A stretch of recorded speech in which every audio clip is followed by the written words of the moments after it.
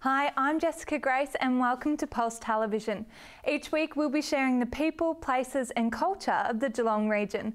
Join us as we uncover the hidden gems in your backyard. Tonight we're showcasing some of Geelong's young filmmakers. We'll preview some of the films screening at the Odyssey Film Festival, which is taking place at Village Cinemas, Geelong on December 4. Also in the show, we go out on the Victorian Regional Channels Authority boat, check out Toast to the Coast, find out about the Queenscliff Music Festival. First up, Father Dillon takes Nick on a tour of St Mary's Bascilica.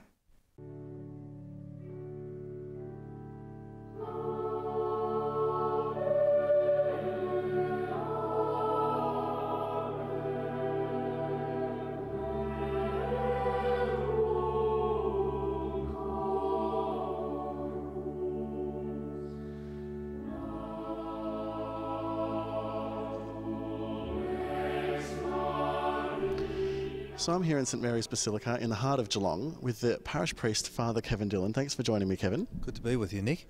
Thank you. Now tell me, first of all, what's the day in the life of a priest like these days? In one word, busy.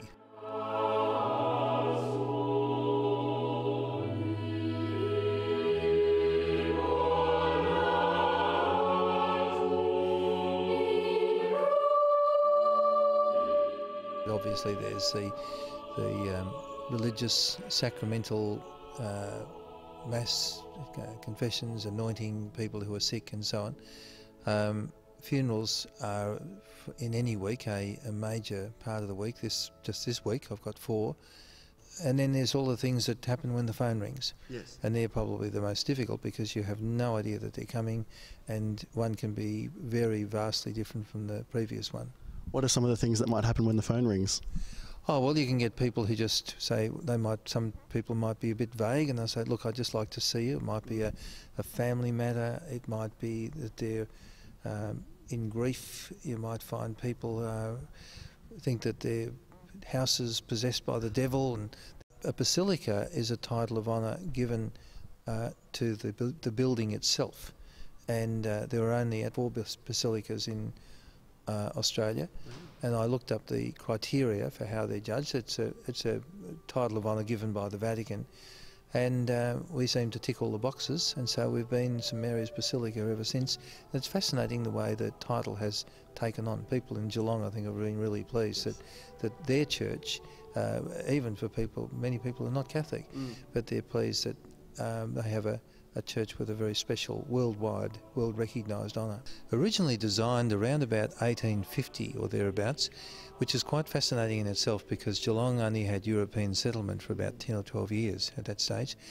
And somehow or other they envisaged that Geelong would need a building of this size and indeed grandeur.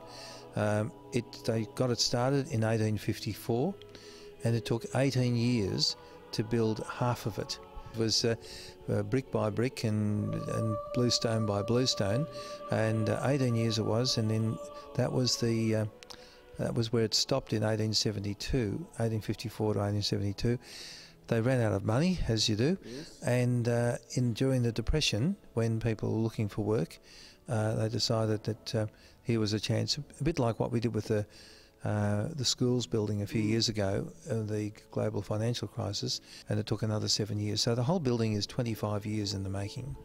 This is just, certainly for me visually, it's the most beautiful statue here. It's actually, people think it's possibly Mary and Jesus, but it's not.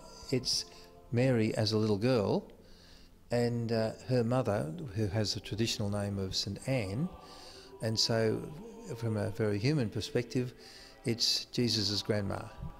Now, this stained glass window behind us, it's got a bit of a good story. What is it? It really does. It was used 1984 for the Australian Christmas stamp. Generally speaking, the faces of all of the stained glass windows here have been beautifully done, very lifelike and not harsh. And that's a particularly, I think, engaging feature of them. Now we're up here in the choir gallery to find out a little bit more about the organ. Why don't you tell me about it?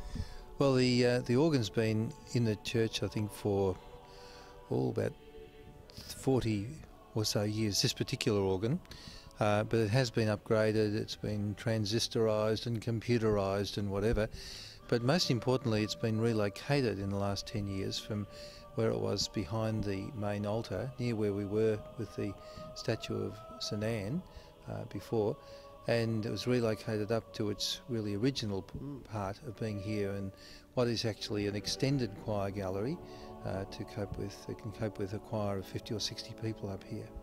Wow, and the best seats in the house, but thanks for joining me, Father Kevin. Good to be with you, Nick. For Pulse Television, I'm Nick Rennick.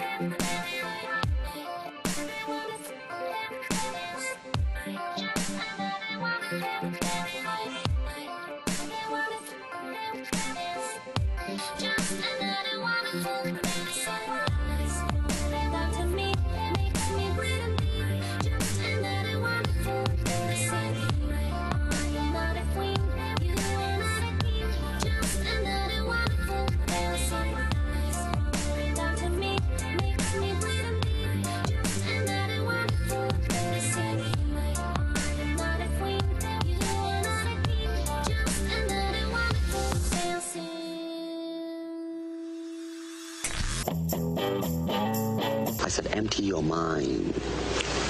Be formless, shapeless, like water.